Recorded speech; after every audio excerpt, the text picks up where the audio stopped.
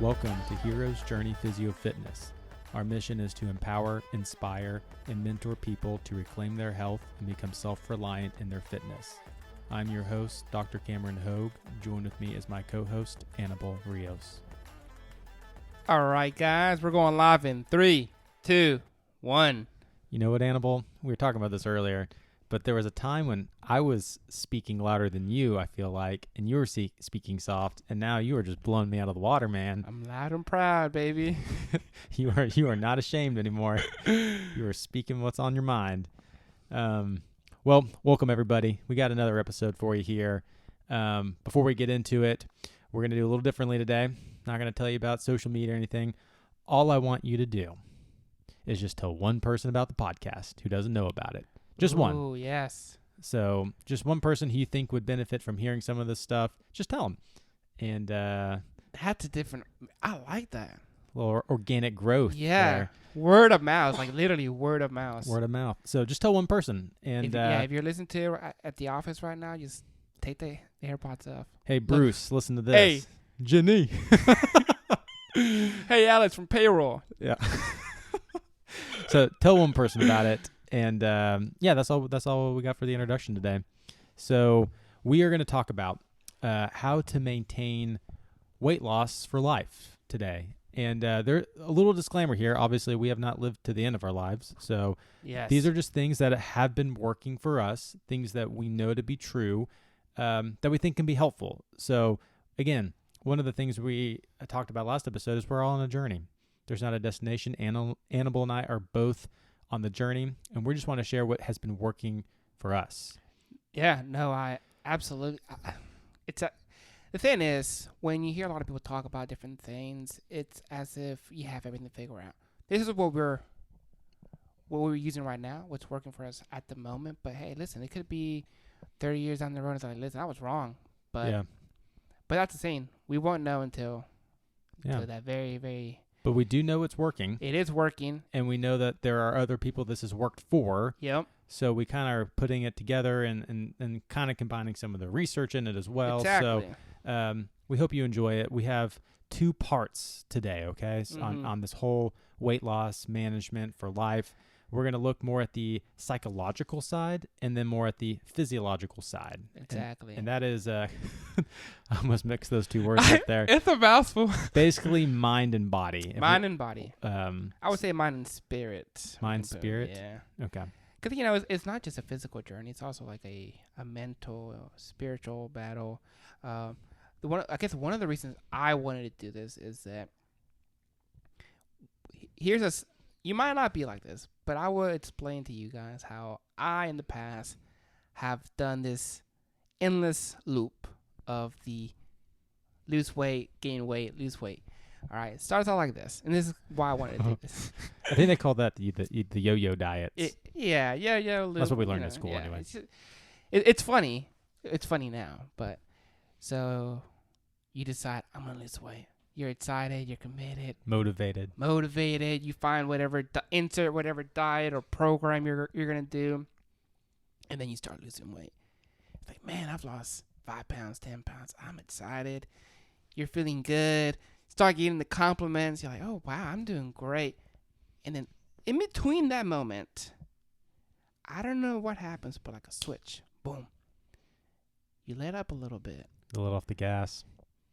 You don't immediately gain back your 10, 5 pounds, whatever you may have lost. But you start eating a little bit more calories. You don't realize it then. Because for a few weeks, you're able to get away with it. I can't explain the science behind it, but you're able to get away with it for a little bit. And then slowly but surely, the weight keeps coming back on. And then out of nowhere, you're like, dadgum, what happened? I gained more than what I lost. Yeah.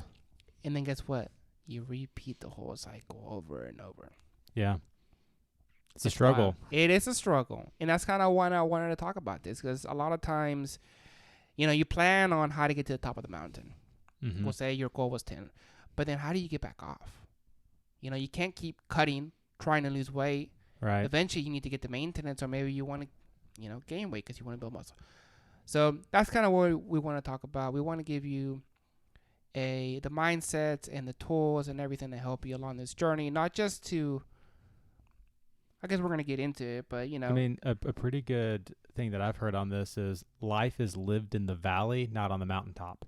yes, The mountaintops are great, and you get to see the view, but you don't. There's no life on top of the mountain. It's just rock. And we've been out there before in the mountains. Yeah.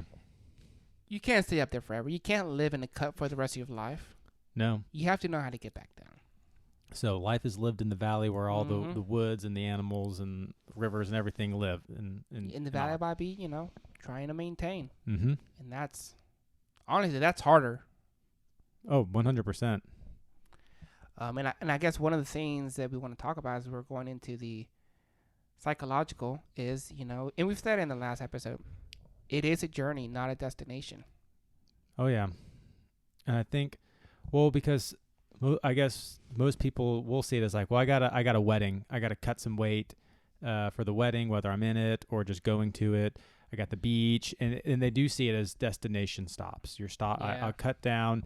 You maybe you do it. Maybe you do look really good. But then once it hits, like kind of like you said earlier, like then it just slowly the next couple of weeks, like nothing's really changing, but you've kind of like thrown everything out the window. And then a couple months from there, you're at the same weight and or more because you lost all the habits that you had, formed trying to lead up into that weight loss.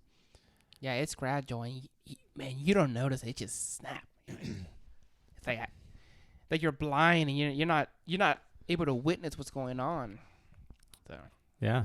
And with the journey thing too is it's so simple. It's so simple to say. It is very simple to say. Yeah. But knowing that, and this is kind of tough, that it never ends. There's never a time where it's just, oh yeah, I did it. Well, there's times where it becomes easier and it becomes more part of your life and you're not having to count because you are more intuitive about how you need to eat and like all that kind of stuff. But in terms of like, there's not a final destination where you can be like at 60 years old, now I got it. So journey. Yeah. And I guess what it says the next point, obviously we talked about it's not a journey. It's a journey, not a destination. It's setting expectations. This one for me, it goes kind of hand in hand with what it's a journey, is that it's going to be hard. And a lot of times you think, I'll get to the point where it's so easy. I can get out of bed and work out. I'm able to do with ease. I'm able to eat properly, and it's not a problem. Maybe. But for most, it's not. And I had that belief. And I think for a long time. You had the belief that it was going to be easy? Yeah, that eventually it would be easy. Yeah. And that's kind of why we want to talk about all these different mindsets and things. Is one, to clear up a few items for you. So then you're like, oh, wow. So that you're not discouraged, because I was like, okay, once I lose all the weight, once I start working out, it's going to be easy for me. I'll be able to keep it off no problem. Makes sense. But sometimes, like you're saying, it's going to be hard, and it might always be hard. And it might like you're already saying. Yeah, so it still might be maybe not as hard as it used to be, but it is going to be a challenge. You might be, it's always something you're going to have to think about. Yeah, and remember, hard isn't bad. Hard is just hard. Hard is just hard, yeah. Yeah. And I think that can discourage a lot of people. They're like, oh my gosh, I have to constantly be battling this problem, this demon. Well, that sets up for the next one. Yeah. This is something that I don't know if I came up with it. Like we've talked about, there is nothing new under the sun. There's not. It's just been repackaged and repurposed and delivered with a new sticker on top. This is the hero's journey sticker. Yeah. So. Here's something that I kind of learned along the way. A lot of these things are just things we've learned along the way. Is that you need to face your demons by entering the cave. So from Star Wars. What's the cave? I'm nerding out a little bit. You know that scene? Luke Skywalker lands on this planet. Can't remember what the planet is called. And he meets a strange little green man. They go through a lot of things, blah, blah, blah, blah, blah. And then eventually Yoda asks, man, you need to go into this cave. It's like, well, what's in the cave? And he says, only what you take with you. So, what is this? I think honestly that was too deep for me to understand when I watched those movies when I was younger. when I was a kid, I was like, what? I didn't know that Luke was entering his mind. Exactly. You're entering your mind. The cave is your mind. And the cave is the dark spot, like the dark corner of the mind. where these demons live. Yeah, Where these and insecurities and fears are. insecurities, fears, any past trauma, anything else you may have gone through. And it's kind of hard to find those in the light when everything's pretty, blah, blah, blah. Mm-hmm. But when you go into the cave, it's scary. You don't know what you're going to find and who you're going to be when you come out. Yeah. What am I going to become? But for me, this has been so key. Obviously, Luke found out about Darth Vader, how to face Darth Vader. That was his demons. We all have our own. Yeah. That we're facing fears, insecurity, self-doubt. But it's gonna make it really, really hard to add new things into your life. Yes. When you have a lot of undealt things. That's true. You need to create space in your mind, and you could, because for me, I was able to, push through willpower my way through only for so long. But once I started creating more space in my mind, dealing with some of these demons, you're able to add things easier. I think I was talking to you about this. We'll have to approach, but with Goggins, I was into a recent episode, and I was like, yes, that's what he was. That's what I'm talking about. Is he gave the example about this is David Goggins. David Goggins, Navy SEAL. Look him up. Anyway, continue. You can just say Goggins. Okay. You know who that is, guys. He's a guy when you're scrolling YouTube or the internet, you're like, dang, man, I didn't want to scroll that because now I have to go work out or do something. But he was talking about this, and I'm like, that's exactly what I'm meant saying is because he's big on facing your fears, your demons. Is that think about a garage that's crowded and filled. Yeah. And you're trying to find. This is his example. It's like you're trying to find a 10-pound dumbbell, and you're searching. You're like, well, I don't know where the heck it is. How can I even find this? Because your mind, the garage is your mind, is so crowded with all these different things.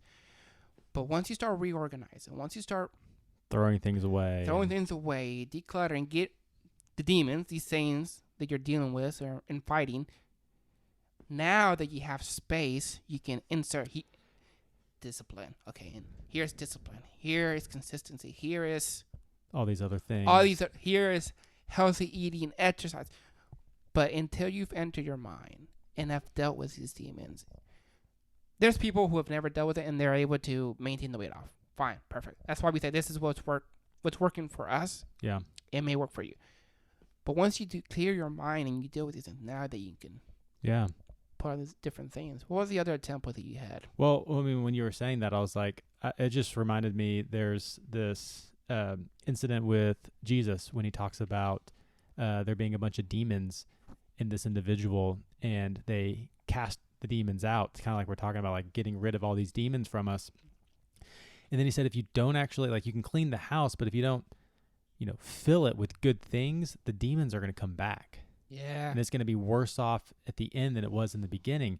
So what Annabelle and even David Goggins are saying is once you get these demons out, you have to fill it with good things, good habits. Absolutely. Because if not, the demons are going to come back with vengeance.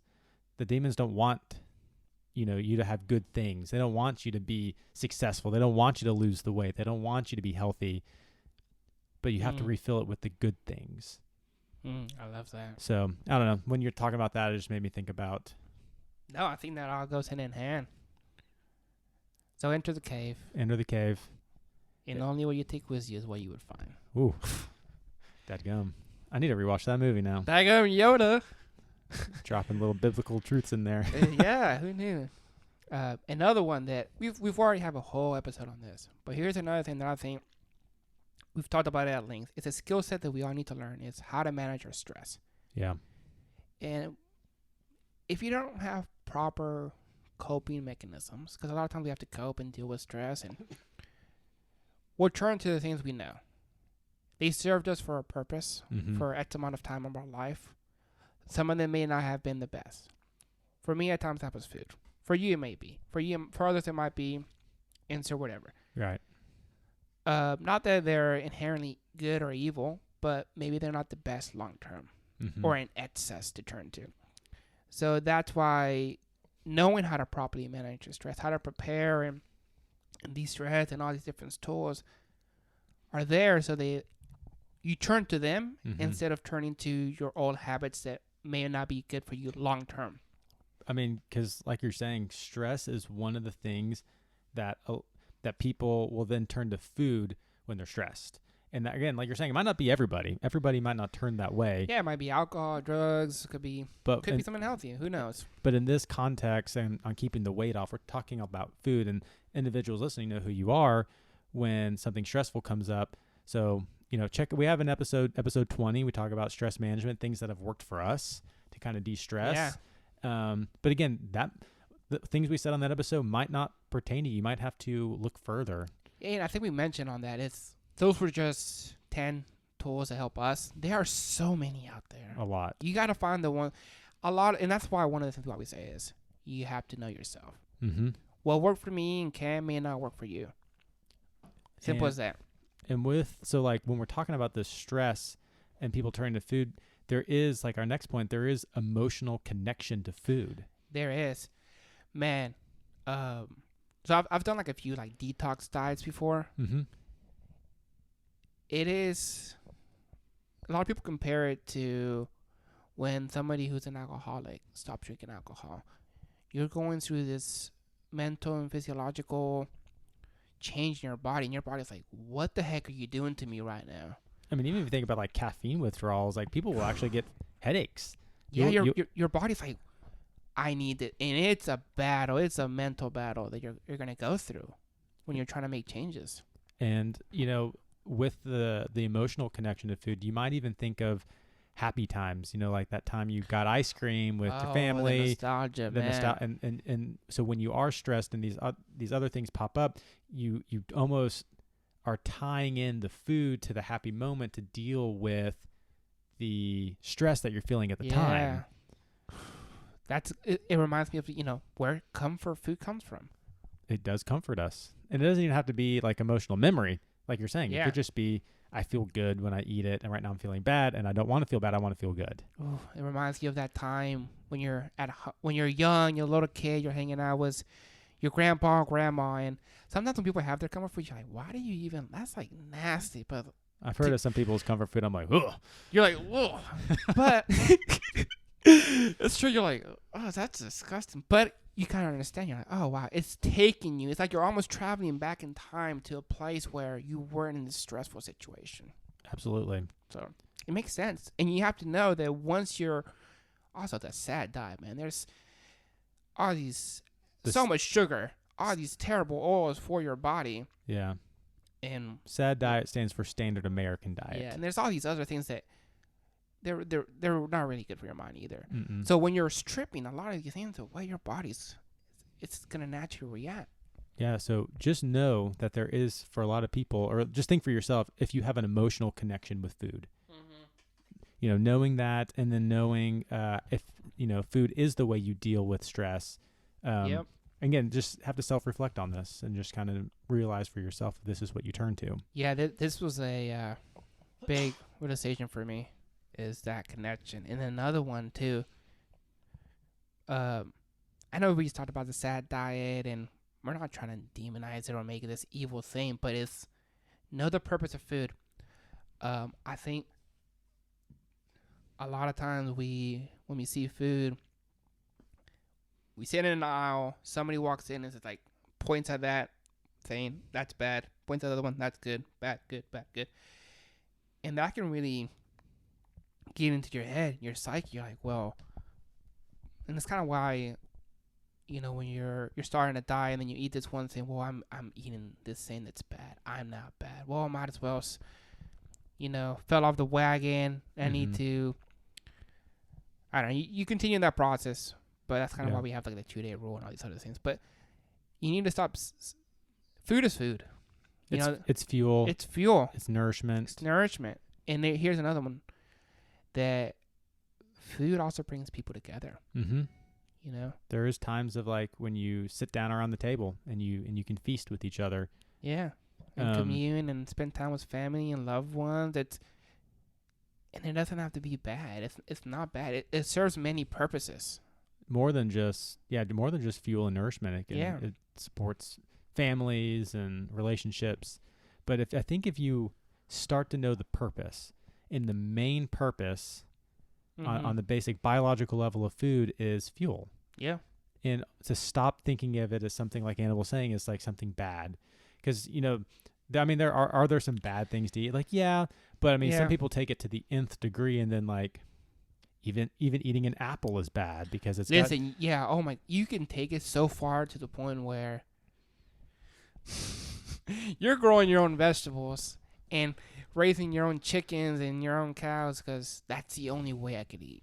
And again, if that's you, totally cool. Yeah, that's you fine. got to keep doing that, but knowing the purpose, fuel, nourishment, and there's other good benefits and purposes of food, not just bad. Yeah, I think that's key. And we kind of talked about the people is another big one that they kind of go hand in hand. They're gonna help you, or can make it really hard. Is the you need to have a good environment, Mm-hmm. and also was that a good support group, so good people around you. Mm-hmm. Um, and with that is that if not, it's gonna be really hard. You're gonna be fighting against the norm around you, Mm-hmm. and you could do it. You can muster it up and do it for a while, but if not, it's gonna be really, really hard. You need to have people who are like-minded. Maybe nobody in your family's done this before, Mm-hmm. and that's gonna be hard. So maybe they can be your people. I'm not saying not, but you need to go maybe find another group, somebody who's on the same mission as you. Maybe they're a little bit further In addition ahead. to your family. In addition to your Yeah. family, yes. Not- Do not, Not cut your family off. yeah. Do not take it as me saying cut them out. No, they're your family. It's the same with your friends. I'm not saying, but you need somebody else who's gonna either on the same journey as you or has already Gone on it. gone on it. Yeah. That's key. That's something I'm like, wow. Because if not, you're on this alone. And that's kind of why we started. One of the many reasons we started this podcast. We want to help you through that because you need somebody else to guide you and be there with you and tell you some of these things that we're telling you right now. It's gonna be hard. You're gonna have withdrawals with food, and if you don't have that, you're gonna go back to what you know, and what you know a lot of times is what the way you were raised, the way you grew up, and it's gonna be an uphill battle. Mm-hmm. And with your surroundings too, is that people talk about this all the time. Maybe you want to create some friction with some of your food, some of the things like you can not saying don't eat it, but don't have it around the house. These are basic things that you've heard 1,000 times. I don't want to get too much into it, but creating a good environment is gonna set you up for success. You know what that is for yourself. Yeah. Like if it's keeping your running shoes by the door, if it's keeping the fruit on the table, whatever you need to do, reminders need to set for yourself. Yes. That's what you need to do. And I think too was that is, was your environment, with the people and everything is that you always want to start everything kind of small, but you want to add fast. I think a lot of times we wait too long, and then you want to find that right balance of it's hard, but not too hard to where I can't consistently, where I feel like demotivated to try to do it. It's like that. It's hard to say. It's that balance of this is challenging enough where it's motivating me to achieve this challenge, but not to the point where like I can't do that right now. Right. You know what I'm talking about? Mm-hmm. I've heard it referred to as the Goldilocks principle. Okay. But it's something too with when you're trying to change your environment and you're trying to do these things, try to do it slowly, but also challenging enough. That right balance. Yeah. No, that makes total sense. I guess the too hot and too cold. So okay. I was catching on there. But no, I think people, your environment, are key to a lot of things. And it helps create good habits, being Yeah. around people that are going through it with you. Definitely. And that can support you. Yeah, and even too is that even if this is the 20th time that you're trying to start this journey, having maybe somebody else who's gone through it's going to be helpful. And he's something that's kind of what I thought about it. Because sometimes with your family, you're like, oh, what are you doing this time? Insert this and oh, okay. They've been through it a lot with you, and nothing against them, but it can be demotivating. It can be demotivating because they're not that they don't believe in you, but they may say, "Well, which one?" It's is kind of it? that they don't believe in you. Yeah, kind of, yeah, but that's a whole different thing. Right. But it just came to mind. Another one too is just you need to to have a little bit of a positive self-esteem. You need to believe in yourself. And that's hard. It's very hard sometimes, especially if you've been beat down so many times. Especially after 30 years time. You've tried and failed so many times. But this is why we almost start off with the facing your demons. Yeah. Because failure can be one of those demons. It is. That is plaguing you right now. And needing to address that and say, I know I've failed 20 times. I know I've rebounded 20 times. But let me address this demon of failure so that I can start having more self-esteem to be able to conquer this. And I think was the next one we were going to talk about. It's like you need to know how to properly. We'll get into that. You need to know how to reflect, and look back and see. Like kind of what you were saying is, okay, well, why did I fail? What went wrong? What can I do? How can I conquer this next time? There's many theories around how to build positive self-esteem, how to regain. You cannot force somebody to believe in themselves. You can't. But what I think and what I've read is what I did is like sometimes you have to start even when you don't believe in yourself, and then let belief catch up and start stacking those wins. Start stacking some wins. I lost 1 pound. Boom.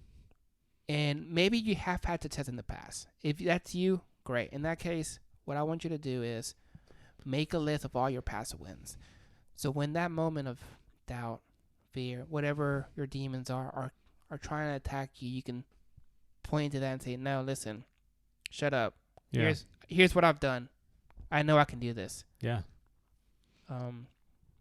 The self-belief is huge. It's so huge, and I can't sit here and tell you gotta believe in yourself. Right. You just gotta go do it. Yeah. Whatever helps you. These are just, some of the things that we said. I do think that you need to stack wins. And then start making a list of them so that you can always reflect on them, on those moments of doubt, insecurity, whatever it is that you're facing. Some people say, you can have like a daily mantra where you look at stuff in the mirror. That might help you, where you say, I am enough. There's different things out there. You just got to find what works for you to help you build your self-esteem, to build that, so you can internalize that self-belief of like, I can change, I can do this, I can conquer this. Right. So, and I think you touched on this just a second ago, but you got to make sure you properly reflect. Yeah. Here's a good quote, is from John Dewey. We do not learn from experience. We learn from reflecting on experience. How many times have you gone through something and a year, a month later, you end up doing the same thing? Mm-hmm. But people say you learn from experience, but sometimes you feel like you don't. Yeah, you don't. If you're not reflecting, you're not learning. Just because you went through something doesn't mean that something's going to change if you don't change. Yeah, you're like, oh man, that was terrible. But but what did you learn from it? Mm-hmm. Maybe it's not this grandiose insight, but it could be something minor. Like, okay, this time where I maybe struggled or I don't consider it a failure. The only time you really fail is if you stop trying. That's a good point. Think of it as lessons learned. Setbacks. Yeah. No, I really like that it's failures only if you stop trying.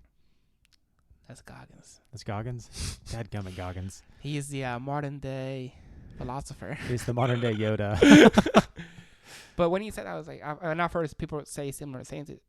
And it's kind of like the whole growth mindset that we have. It's like, it's not a failure. It's just maybe a missed opportunity. Not even a missed opportunity. Win or learn, that kind of mindset. You It's- win, or if you lose, quote unquote, you're actually just going to learn from it. It's like almost like you're winning either way. Right. It's like failure and setback. But you have to know how to reflect. There's multiple different ways out there. There's the one that I think like a lot of recovery groups use, and you can also find in therapy. I can't remember what the proper name is, but essentially you're asking a lot of questions like who, what, when, where, why. Who are the people that are influencing this situation? What are the things that are triggering you? When, like, what times are you most vulnerable? Like, okay, during this time of day is when we'll use food. Yeah. This is around, I don't know, midnight. For some reason, man, I'm hungry. I'm hungry, yeah, whatever. And then the places, they could be like certain places where you see those golden arches. Yeah, exactly. The bell starts ringing. It's like, it is midnight. It is that time. And then why? Like, what feelings are coming up, what desires are coming up, what demons are coming up. What's But you got to think and reflect on these things. If you're not, you're not going to catch them. You're not gonna catch them. That's why I think you have to know how to reflect. And then the last one is how.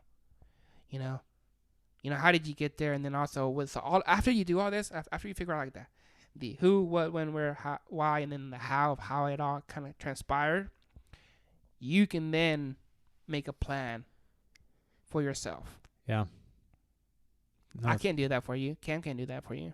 We cannot. It's gonna require a lot of self-awareness and mindfulness. Honestly, a lot of mindfulness. For sure. And we do have a couple episodes 3 and 4. We do talk about some mindset and rules and things to consider kind of between the ears. You can go back and check those out. We do have some good content there to kind of help.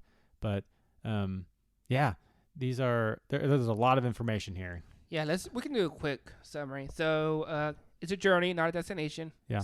Set expectations. It may always be hard, may not. You got to face your demons by entering the cave. Having proper stress management tools in your toolkit. Mm-hmm. There is an emotional connection with food. You have Mm-hmm. to understand that. So you might have some difficulties when you try to detox, leave those foods. Know the purpose of food. Food isn't always bad. It's fuel. Mm-hmm. It can be a time to celebrate and many more. Make sure you have a good support group, good surroundings. They are set up to help you achieve your desired outcome. Mm-hmm. Have a positive self-esteem, so that internalize that belief that yes, I can do this, yes, I can change, and then properly reflecting. This one, I feel like it kind of ties a lot of this together. Yeah. And then, and also, maybe you tried all these things, didn't work for you. That's okay. You might need professional help. Yeah. Find a support group. Like there's actual formal support groups out there, or therapy, but that's okay. Yeah. Like we said, it's a journey. You might need to seek some counsel and a therapist. Yeah. And again, I think we are destigmatizing that as the years go on, which is good. I think it used to be kind of a thing. I don't need marriage counsel. I don't need food counsel. I don't need any of this counsel. Yeah. But I think it's becoming more common and less like demonized to seek out care like that. So nothing wrong with seeking out some therapy for this if you've tried these things by yourself and can't get it done. Yeah, there's just another person guiding you on your journey. That's a lot of the mind and spirit, a lot of the psychological side. Yeah. We do have some things on the physiological side, kind of more of the body. Just as important, though. This is just as important. And again, I'm going to say a disclaimer on this. We are getting majority of this from, his name is Dr. Peter Attia. If you don't know who he is, you should really check out his content. Again, it's Dr. Peter Attia, Attia. And that's where we're getting a lot of this. He has some great stuff out there. Great stuff. You can probably find it on YouTube. We're going to link a video from his website in the description, which is where I'm getting a lot of this information. So if I do a crap job of describing it, you can have his professional voice talking about that, and that's what he came up with. But essentially, it's a framework for nutrition and fasting, kind of like he called it nutritional biochemistry, which is a big fancy word. He's a really smart guy. But there's 3 things to it, and I'm going to try and simplify this the best I can. There is 3 things you can do to essentially lose weight, get in shape, change your body, all that kind of stuff. One is how much you eat. One is when you eat. And the other is what you eat. Okay? So let me break this down just a little bit more. So we're on a path right now. So envision yourself on a path. And the path that you are currently on, Annabelle called it earlier the SAD diet, the standard American diet. And essentially, all this is saying is you're eating a lot of processed foods, whether that's fast food, eating out things that are high in calories, low in nutritional value, probably lots of like sodium and all that kind of stuff. So it's almost like another threefold path. Oh. So I want everyone to think about they're on that path right now. And you come to a fork in the road, okay? And you're like, I'm changing, and now you're going to be left with a fork. And neither one of these are wrong. Okay. Yeah. So at the end of the video, we have a call to action. We want you to choose one of these routes. Okay. So Dr. Peter Attia says one route you can take is called dietary restriction. Okay. And that's going to be more of that last part, which is what you eat. Mm-hmm. Okay. So this is, think about all the diets out there: keto, vegan, paleo, Whole30, any Mediterranean, any kind of diet out there that you find online is a form of dietary restriction. It's restricting what you eat, or something. Yeah, of it's what like you taking a food group out of the equation. Yes, it's taking a food group, maybe a macronutrient like protein, carbs, or fats. It's eliminating something. It's restricting it. That is one route you can go on, okay, where you're really focusing on the what. And sometimes that's easy for people, like, okay, all I got to do is really try to avoid carbs, or all I got to do is avoid meat, or all I got to do is, but this is also where a lot of, he said a lot of the religiosity, where people really get into their bands and their tribes and demonize the other groups. And it's always been it is like a religion. I'm keto. You're keto? Well, I heard that. Yeah, I heard you're going to hell. Being plant-based is a lot holier, but I guess keto's fine. Yeah, but this is where, honestly, we don't have a lot of research supporting one group or the other. Some people have great results on vegan. Go for it. I feel like they meaning these different food groups may disagree, but I think a lot of it boils down to you're removing a lot of the things from the SAD diet. That's honestly, in my opinion, they will get mad, but I don't want to say anything. Most things are a lot better than the SAD diet. You can do any of these and you'll be a lot healthier than if you were doing the SAD diet. Absolutely, because you're at the end of the day, you're taking about all the junk. Yeah, don't tell them I said that. They'll get mad. They'll come after us. They'll come after. Yeah, don't come after us, please. So there's the what you eat, the dietary restrictions. You can go down that route. Okay. Yeah. But you got to know yourself to know if that is something you can kind of keep up with or modify. Yeah, and I think that's one of the things we want to eventually talk about. Is like you have to find what works for you. Mm-hmm. What dietary approach is going to work for you. You might have to play around with some of these. So that's one path. The other path, think about it going in the other direction, is going to be when you eat. Okay. And this is, so people call it intermittent fasting, but some sort of fasting, right? Yeah. Essentially, don't think of it as that. Think of it more as Dr. Peter Attia calls it time restricted feeding, which means you're still going to eat. So fasting means that you're eliminating something and you're not eating it again. So like fasting for a day, like you don't eat that day, you're not the next day eating double to make up for the day you lost. You just fast and you didn't eat anything. This is really not that. This is more of restricting when you eat. So like, I'm not going to eat until 2:00 in the afternoon. Now, again, you might be able to eat all the calories you need after 2, but at the end of the day, it's saying you have a window of time in which you're going to eat, and outside that window, I'm not going to eat. Yeah, I would say with that, where the what you eat is you're focusing on the actual food itself. Mm-hmm. The when you eat, you're not really. There's overlaps between these, but this primarily is saying, quote unquote, I'm going to eat whatever I want, but it's only going to be in this fixed period of time. Yes. But there is overlap, though. Yeah, there is overlap. So this would say, like, if you know yourself and you know, like, man, I really just can't cut all this stuff out. Like, I just can't go keto. I can't really go low carb. I can't do the Whole30. Like, I'm not really going to be able to restrict what I eat. Well, you need to go down this path, and you need to just restrict when I'm going to eat. And what this is ultimately going to do is most likely put you in a calorie deficit because you can't be eating all day. I would say, generally speaking, with all three, we haven't talked about a lot.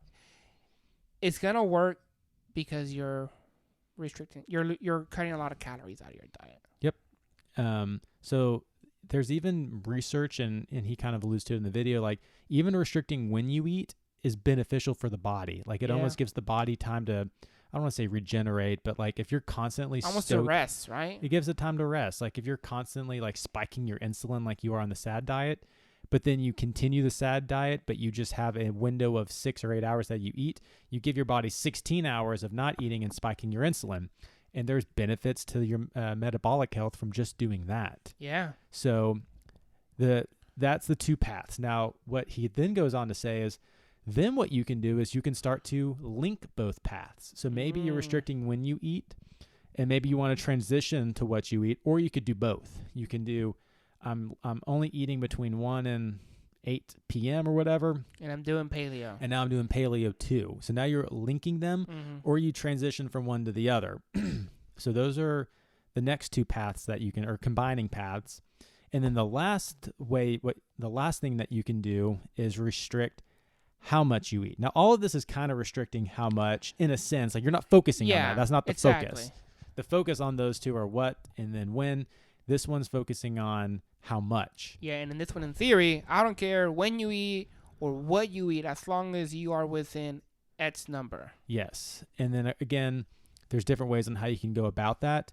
He actually does not tell people to just go straight calorie restrictions, because that doesn't work in the long term. It will in the short term, and it's good. You can definitely lose a bunch of weight, but you obviously can't constantly be in a restriction, or else you'll die. Yeah. So again, you get to the mountaintop, and then you're like, how do I get down? Right. So again, that is fine, but that's where most people jump to. They jump straight to this really hard calorie restrictions where you're just in a deficit, and then you're either going to plateau, crash, and then revert back. He recommends more for the calorie restriction is do actual intermittent fasting, which means you either go like a day without eating, or you only drink water for the day, or maybe you go an extended period of time being in a calorie deficit, but then going back to baseline, where you're not just consistently for months and months in a calorie restriction. Yeah, you cannot be trying to cut for that long, honestly. And if you want to go to that approach, you can cycle through. You're in a cut, maintenance, cut, maintenance. Exactly. Yeah. So he said that these are all, so these are kind of leading, those two paths that we talked about can lead to this, and you can incorporate all those things. But anything is better than the standard American diet. You just need to know yourself and which path you need to take. Do you need to restrict what you eat? Do you need to restrict when you eat, or how much you eat? One thing I would say. Yeah. 'Cause I've done some of these, religious diets. Yeah. Whatever you want to call it. And you will get to a point where, hey, man, I'm doing paleo, keto, and I'm not losing any more weight. Mm-hmm. At some point, it could also be because your body is now at a new maintenance. And if you really want to lose weight, then maybe you need to integrate a little bit of calorie counting so that you can utilize all of these. Again, and I believe in the video, but I definitely believe that he would think that he does not want you to think about this as a hard fast thing. Yeah. Like you have to do it this way. He's just introducing a framework, and it's you'll see in the diagram that he draws, it's free flowing. You know what I mean? Like, don't get into these camps, people. You got to see what works for you. You might at a time need to be in one thing, and time be in another thing. Sure. Like I've experimented with intermittent fasting, or quote unquote the time restricted feeding. Like I've gone days where I don't eat. I've gone days where I just eat in a window. You just got to find what works best for you, and when to do it. But that's a good point, Annabelle. I like that. Yeah, I would say at some point, maybe not at the beginning, but I think calorie counting for a little bit of time in your life, I think is beneficial, only because it helps create awareness that you may not have. Like, you did paleo, you did keto, whatever, but then you kind of want to come off. But you don't know how to come off. Mm-hmm. Or when you come off, you gain the weight because you're adding a food group in, and now your calories jumped up. And then your mind is like, oh my gosh, it's because I'm eating this food that's so bad. And you start demonizing. No, it's that food is calorically, has a lot of calories, and it's not going to fill you up. And that's why you're eating all these calories, which is why now you're gaining weight. Yes. So I think, for me, I agree with you. At some point in your life, do it. It's not forever. Don't do that forever. You can't count every calorie for the rest of your life. But at least I have a mindset of, okay, I generally kind of know where I'm at. Exactly. And then, like, the good thing is, like, what is your plan after you lose the weight? That's really important for you, like, what we're trying to help you with. Yeah, exactly. So know that it's free-flowing, and that you might need to count. You might need to jump to some of these other things. And not, like, jumping like, diet to diet. I'm not saying, not like the yo-yo, but, like, knowing that you might need to transition to something slightly different or add something back in. And guys, don't get into these camps. Please don't. Yeah. Please don't. I've done that, and maybe it's a part of your journey. I don't know. I don't know you, but we're trying to save you some time. We're trying to speed up the process to get you. Again, a this little is bit what's further. worked for us. This is what we think, but it might not work for you. You need to see what works for you. It's I agree. Also with this is you have to have. We want you to lift weights. Awesome, great, but it may not be for you. Understand that. You need to have some sort of physical activity. Mm-hmm. Yes, I know we said in the past you can lose weight without doing cardio. Great, but that doesn't mean you shouldn't do some physical activity. You have to have something you do every day. Yeah. Whatever that might be. Walking, cycling, walking outside of your job. Not walking. You might have doing something where you're getting your body. You have to get your body moving. Absolutely. And again, we do want to try to choose quality foods. Foods that are going to give you more bang for your buck. But it's a process. Yeah, it is a process. Like overall, like we said, all these diets, you're gonna eat better than the SAD diet. Absolutely. Try to stick to whole foods. Try to get good sources of protein. Yes, even if you're vegan, you can get protein. You know how to do it. And yeah, just if you stick by that, maybe you can have like your own guiding. You can have your own diet. Your own diet. A lot of that, whatever works for you. You can call it whatever you want to call it, the animal diet. Book's coming out soon, guys. The animal diet. But you have to have your North Star that says, okay, for me, what works for me is if I stick to, we'll say paleo, because I've done a little bit more of that. For me, that's like my North Star is paleo, and I personally know when I can go a little bit off track to this side, because I know if I eat this food, it's fine. But if I know if I go this route, that's gonna set me off. And that's another thing that we try to say is that you have to know yourself. You have to know your trigger foods. Foods that like, man, if I eat that, it's gonna. I'll eat 100 of them. Yeah, I'll eat 100 of them. So knowing yourself, trying to find the right path, and yes, it's not a fixed path. You're gonna merge the two or three at some point in your life. Who knows? But we do have a call to action today, since there was a lot of information here.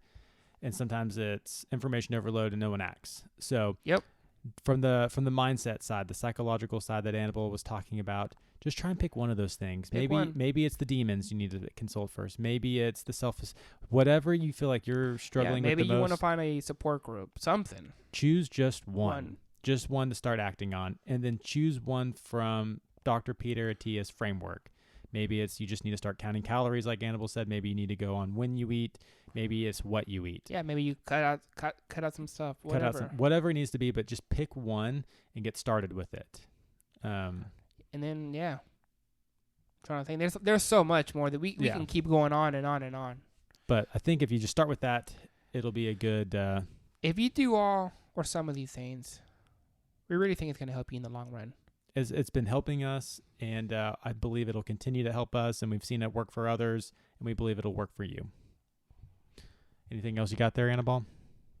No, I think this is it, Doc. Okay. Everybody, just remember you are human. We should not seek perfection, but daily improvement. All right. See you guys. All right. See you guys.